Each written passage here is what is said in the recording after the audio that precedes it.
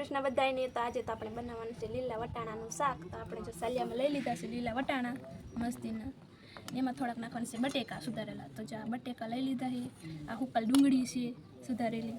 આ લીલું લસણ છે ને આ છે દેશી ટમેટા.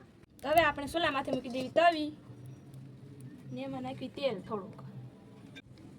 તો આપણે જો તેલ ગરમ થઈ ગયું છે એમાં અડધી ચમચી નાખવી રાઈ, અડધી ચમચી જીરું,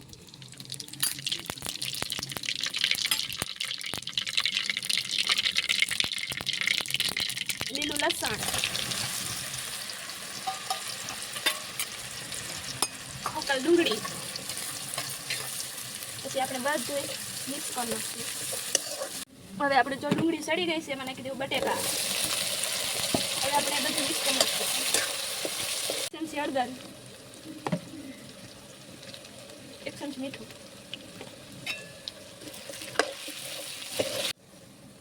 વટાણા. હવે આપણે જો બટેકા અને વટાણા સડી ગયા. હવે આપણે એમાં ટમેટા નાખી દેવું, 2 ટમેટા. બધું ખાઈ મિક્સ કરી નાખીએ. વઘાણી, પલાળેલી ચટણી,